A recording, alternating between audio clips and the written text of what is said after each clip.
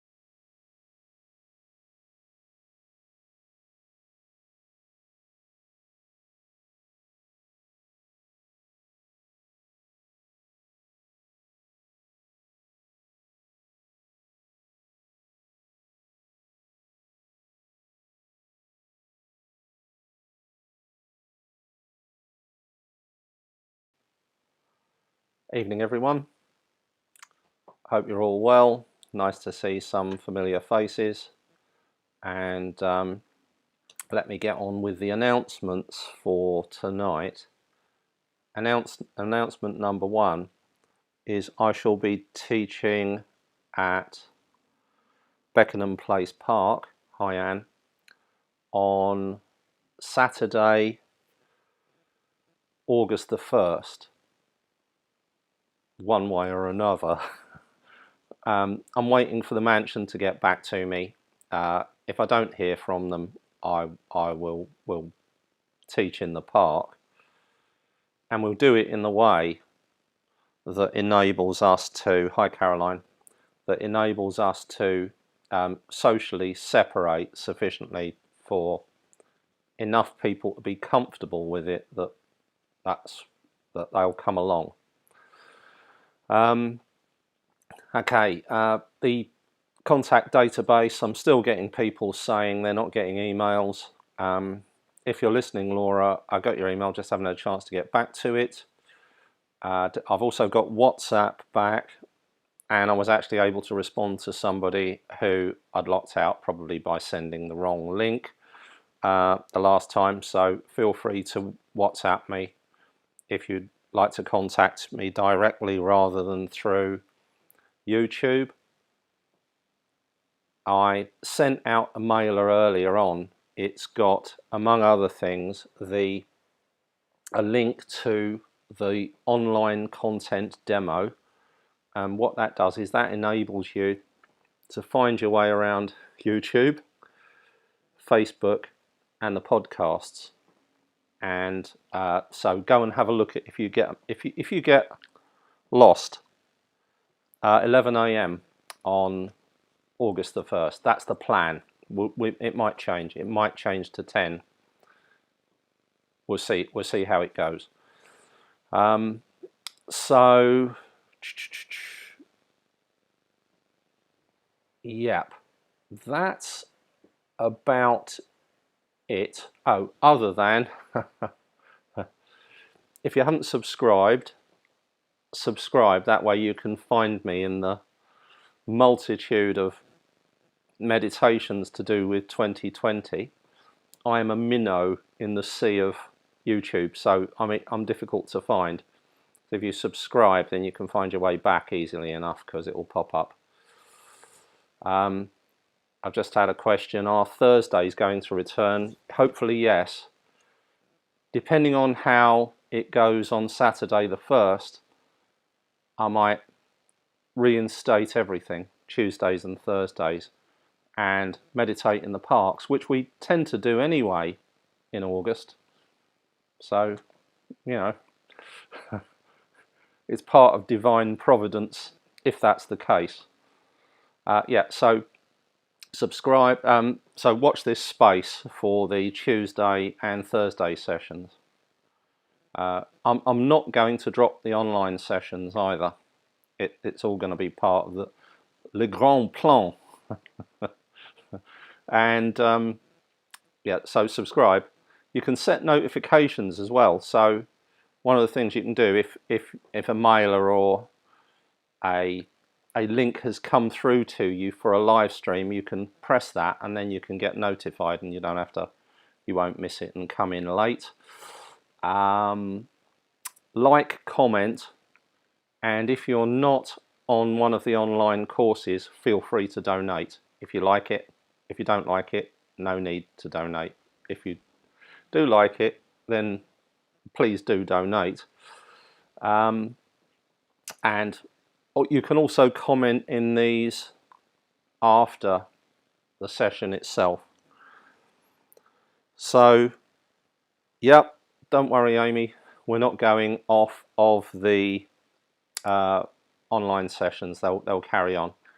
Possibly times and days might change. I don't know. I'll see how I can juggle it all together. One of the other things that I'm very probably going to do, there'll have to be a good reason I can't do it, and that's to broadcast some of the live sessions. So I'm just, I mean, this is the room I teach in.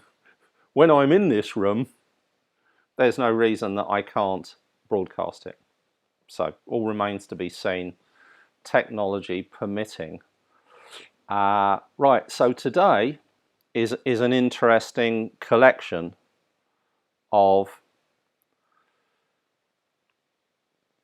statements in there: mindfulness, meditation, sleep, stress, worry and anxiety. And so let's see how they all connect. Let's go here. And as you can see, there's a, if this is an abstract diagram, but when we stop to think about it, lots of things can affect our sleep, and our sleep can affect lots of things. So I put sleep in the middle there because it doesn't get enough attention as a cause of worry, stress and anxiety, and we all know it's a consequence. Poor sleep is a consequence of worry, stress and anxiety. And as I've explained before, in similar graphic fashions, worry, anxiety and stress all work together. It's a witch's brew of unsatisfactoriness. And as you can see, I've got a couple of big circles around those: meditation and another big circle around that, mindfulness. So we'll start from the outside. So how does mindfulness benefit any of this? Let's hope that the YouTube audio gets across the sound of the bell.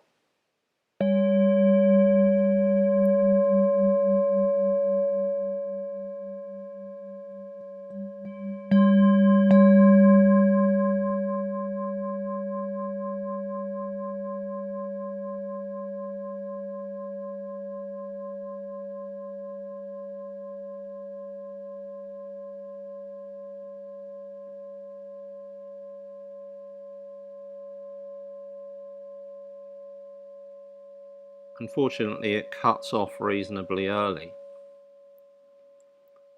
But if you're in the same space as this, it goes on for 30 seconds or so, just like a good bell or bowl should. And what that sound does is it draws you in. I have yet to encounter anybody who says, bell doesn't do anything for me. And what it's drawing you into is the present moment. And that's mindfulness. And so my archetypical question is, many archetypical questions, as you know, but probably the main one is, what's the next thing you're going to think? Right? What is the next thing you're going to think? And what that tells you is that thoughts arise from within, because nobody knows, right? What happens when you listen to the sound of the bell? What happens to thought?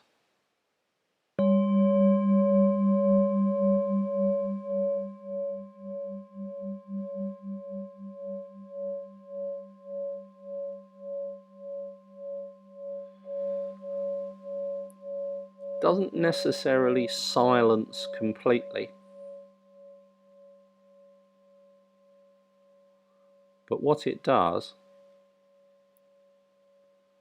is it becomes calmer and stiller. And another of my archetypical questions is, what is in the sound of the bell? What attributes does the sound of the bell have? And so if you listen to that sound, or any other extended bowl or bell playing,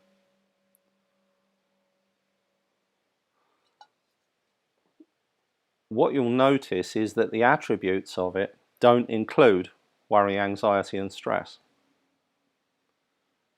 And that's how mindfulness works. Mindfulness doesn't, it's an alternate state. State number one, stress, worry and anxiety. state number 2, mindfulness. There's more good reasons from the perspective of survival and success and thriving and so on and so on and so on to spend a lot of time here in the modern world. And so subsequently, this experience gets lost. But then when you rediscover it and you spend more time making the move from the aroused state, from the state of the modern mind, where worry, anxiety and stress are spinning round in your experience, the better you get at making that move at will. And that is what the meditation does. So the meditations for sleep, so for instance, if you go onto YouTube and you type in meditation, you'll get lots and lots of people teaching you meditations that help you sleep. And what they're doing is they're providing an alternative to those 3 things: worry, anxiety and stress. And that's what mindfulness is, and meditation is the tool that moves you from one state to another.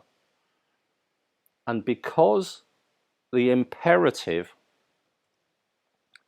is to be alert and focused and solve problems and so on and so forth, and you look around you and you perceive everybody else to be doing the same thing, and you think, well, that's the only way to be, and so I'm doing that, and I need to wake up in the morning and leap out of bed and grit my teeth and get through the day and press that alarm button, go out, have your breakfast on the run, etc., etc., etc. And what happens is your capacity to move from there diminishes to nothing. And this happens in childhood, so we don't notice it. Yeah? I mean, school is all about, it's not all about you learning, it's all about you learning to fit in with the economy. That's why school hours aren't all that different to work hours, right? There's no reason for that. I mean, other than the economy. So the economy's there. If you're working, your kids are at school while you're working, and that's it. Yeah, so you're already being trained. Not, I mean, that has to happen, but it's a fact. And what you're being trained out of is mindfulness. And so you're unlearning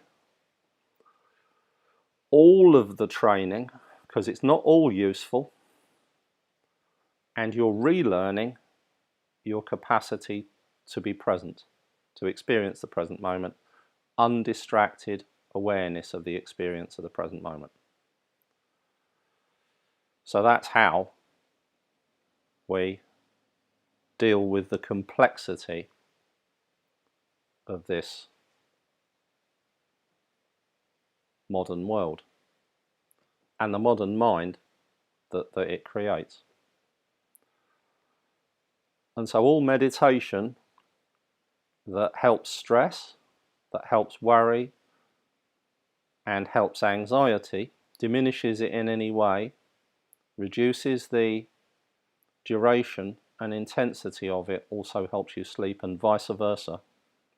So if you find something that helps you sleep, that becomes the foundation for your meditation to work with these other things. And over time, it will develop. So, without further ado, on to the meditations.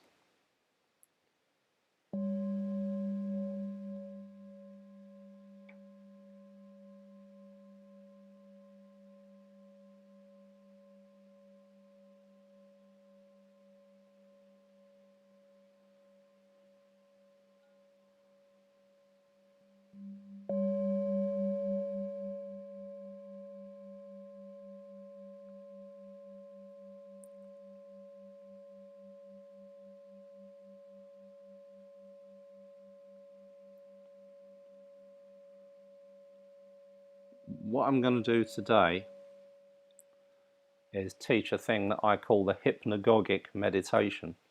It's not a fantastic word, but it's that place between waking and sleep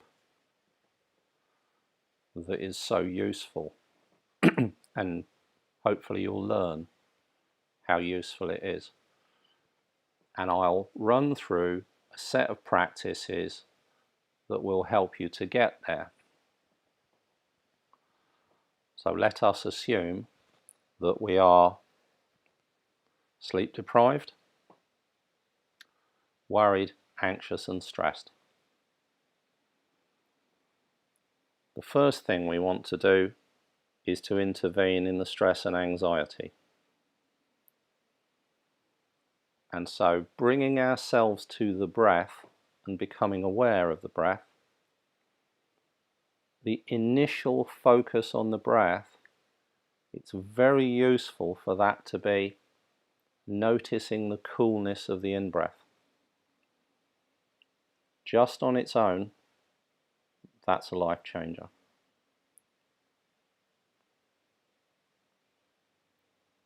Being able to bring your attention to the coolness of the in-breath.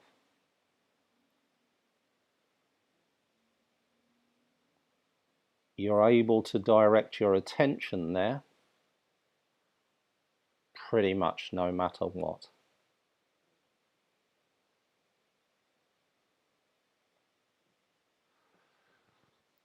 And then the other part of the breath,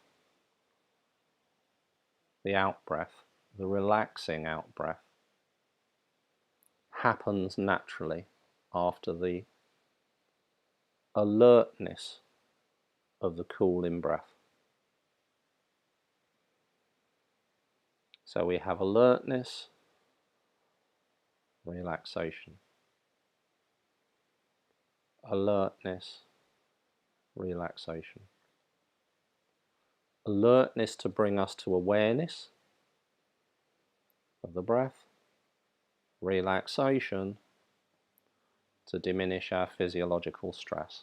Start by working with the body.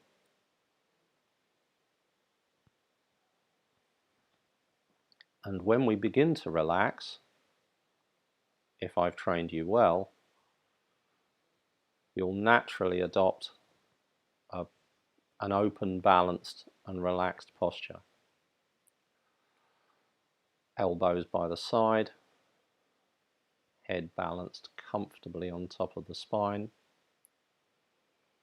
feet flat on the floor, finger and thumbs very gently in contact, tongue against the back of the top teeth, gently in contact with the sharp part of the bottom teeth.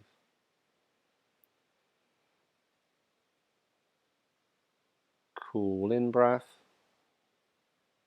warm out breath. Alertness, relaxation. If the stress is high, make the out breath audible.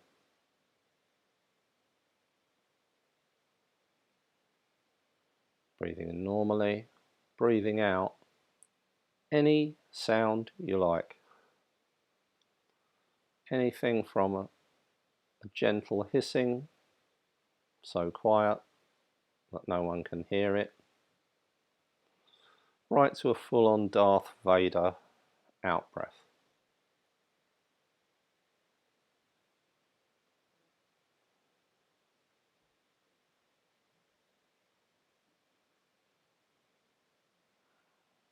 And what you're doing there is slowing down the out breath. So this is how the body operates. On the in-breath, it's alert. On the out-breath, it's relaxed. In-breath, sympathetic nervous system. Out-breath, parasympathetic nervous system. By making the out-breath audible, it extends the out-breath. you're then practicing a 3,000-year-old technique called pranayama, extending the breath. All we've done is sat down, and then move your attention to the movement of the belly. Just the movement, the rising and falling of the belly.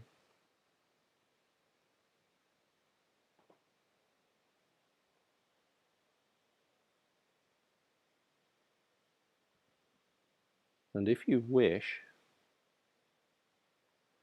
you can repeat this ancient mantra in your mind as the belly rises. Say in your mind, rising. As the belly falls, say in your mind, falling. Rising, falling.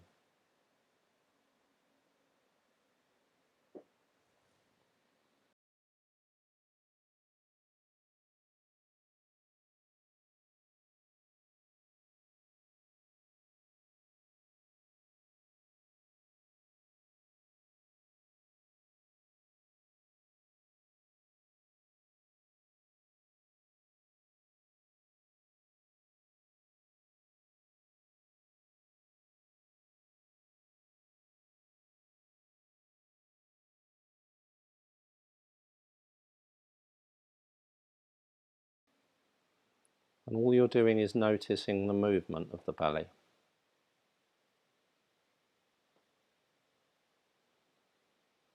We've let go of the pranayama. We've let go of the coolness of the in-breath and the warmth of the out-breath.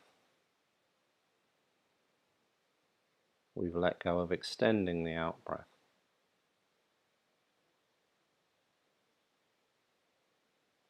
All we're doing is noticing a tiny movement. Belly rising, belly falling.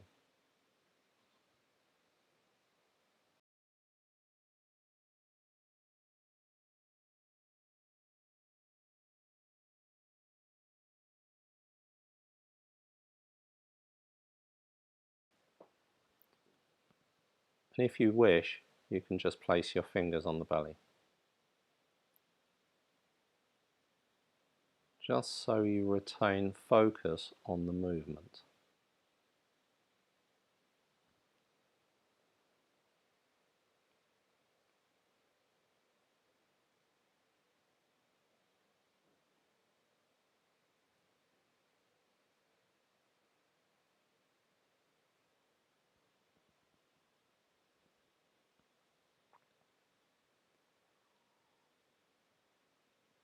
And if thoughts arise, we have a response for the thought. We say in our mind, thinking, and then back to the belly, back to the movement. Rising, falling. Rising, falling. Doesn't matter how busy the mind is. Doesn't matter if your mind moves backwards and forwards. Thought, you say in your mind, thinking, back to the breath, rising, falling. Another thought, thinking. If there's incessant thoughts, it's thinking, thinking, thinking, as each thought arises and subsides. And throughout of it all, we're noticing the movement of the belly.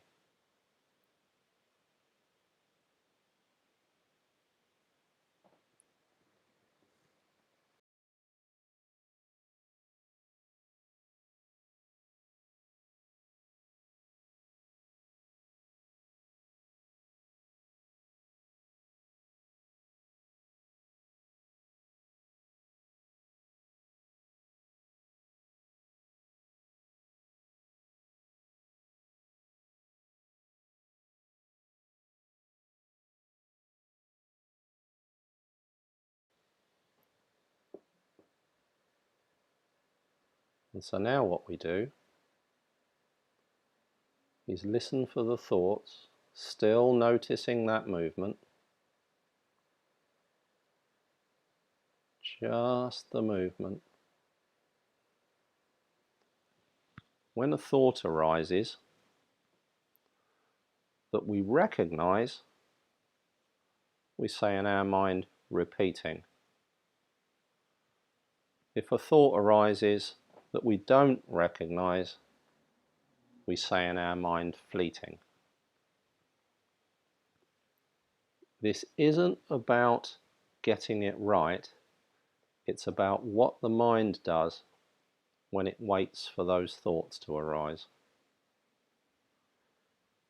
It's not what we observe, it's the process of observation.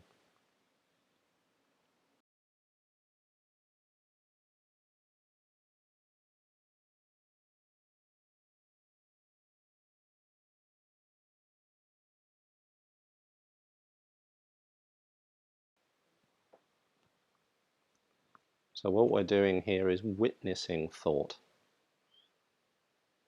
witnessing it arising and subsiding.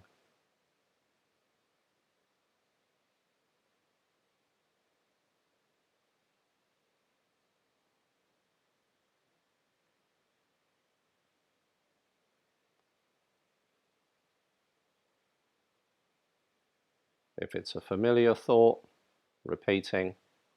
If it's an unfamiliar thought, fleeting. We don't care, doesn't matter. They're all thoughts. They arise, they subside, and then they're replaced by another thought. You don't know what it's going to be, and it doesn't matter.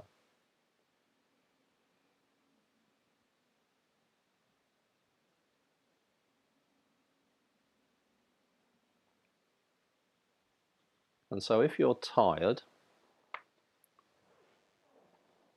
what you do is you sit up, don't lean against the back of the chair, comfortably, head balanced comfortably on top of the spine, elbows by the side, finger and thumb gently in contact, back of the hands resting on the thighs, feet flat on the floor.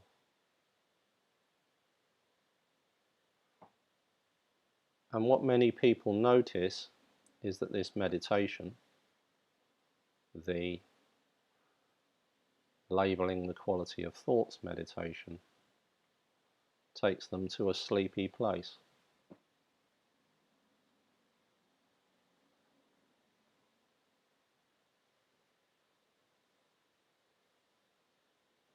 All we're doing is comfortably waiting for thoughts. Thoughts arise. If they're familiar, we say repeating. If they're unfamiliar, we say fleeting. And then back to noticing that tiny, tiny movement of the belly, waiting for another thought.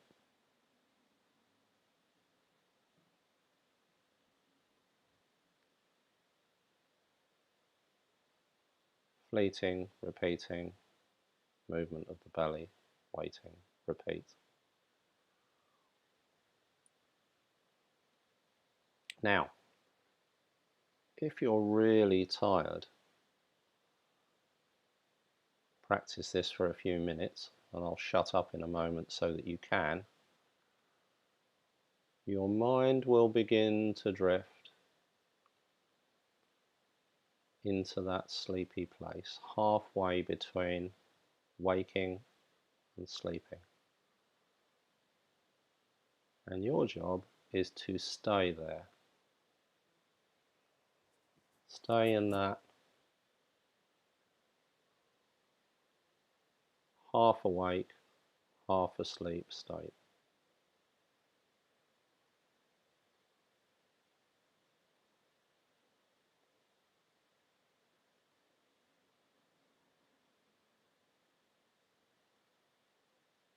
I'll give you a few minutes to practice this. And just so that your mind doesn't wander away completely and you forget what you're doing, every so often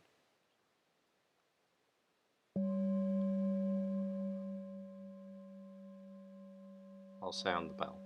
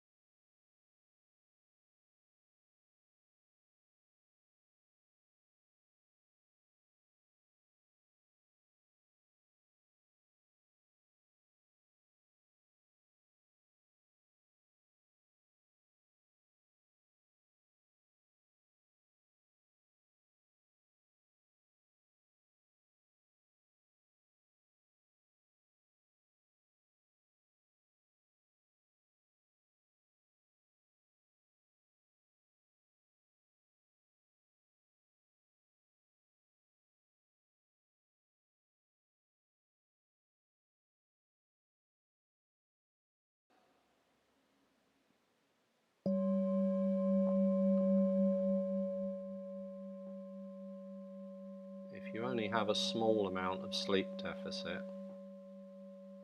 from the sitting up position, from time to time, if you do drift off, your head will nod.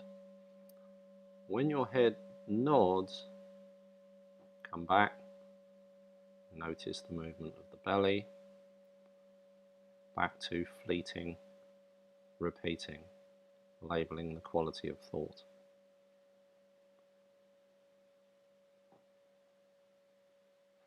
If you find your head nods an awful lot, you're pretty sleep deprived.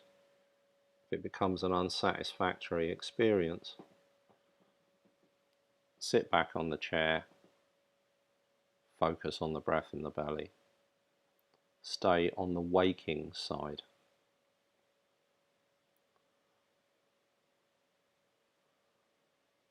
It's only if we have a little sleep deficit that this works really well. Your head's bouncing up and down and it's uncomfortable. Settle back. Stay on the waking side, noticing the breath, and have an early night.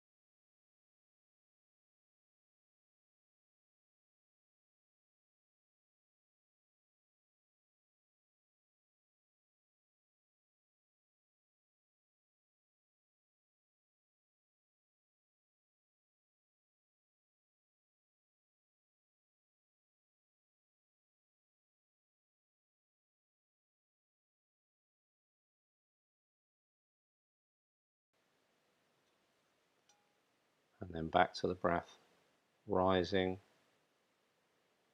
and falling, just noticing the movement.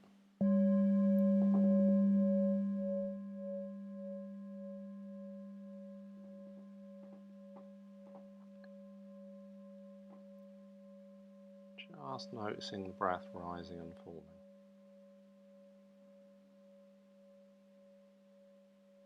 The belly movement.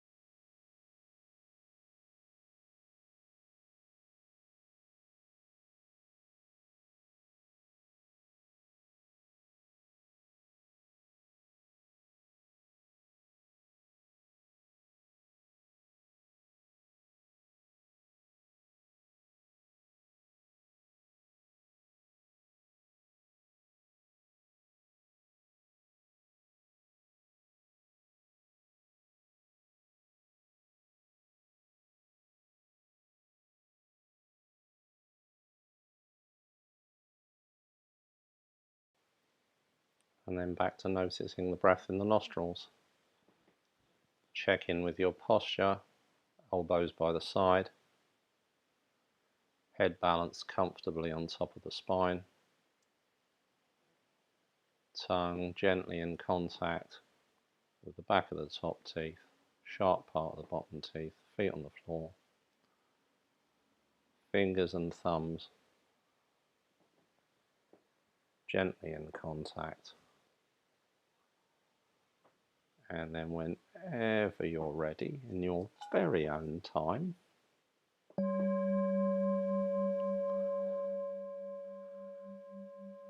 gently return your attention to your surroundings.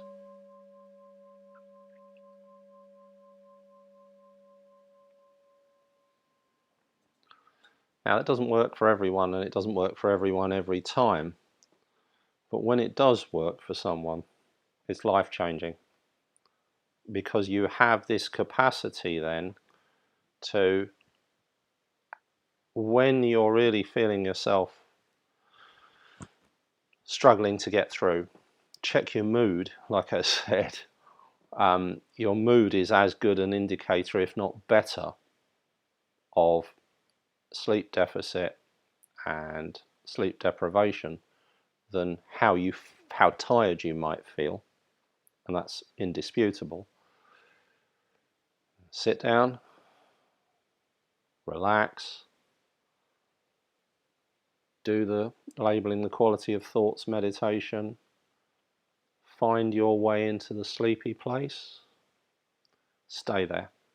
Don't go to sleep, don't force yourself awake, and you'll discover that 5 or 10 minutes of that is like to me, and to a number of other students, it's like a 90-minute power nap. That's it, sorted, back for the rest of the day.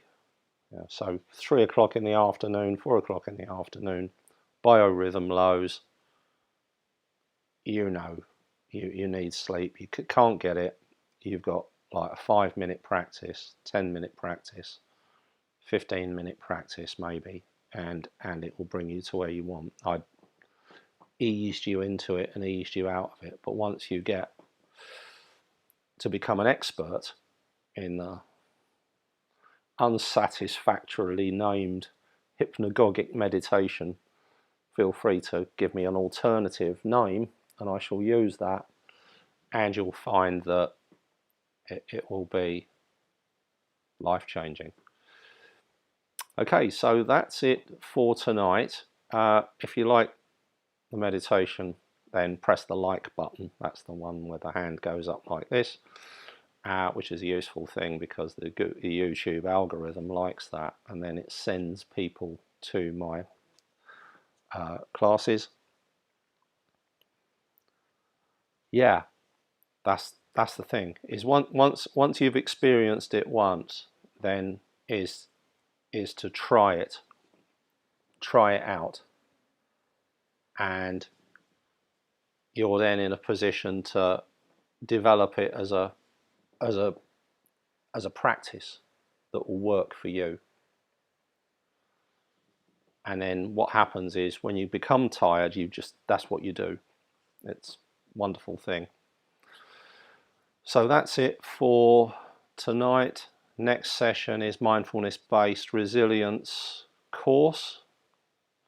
And a number of you are here, and that's Tuesday night, 7 p.m. And then there's the mindfulness-based resilience online course. I know it's all confused. And that's Wednesday and Thursday. Glad you found it useful, everybody.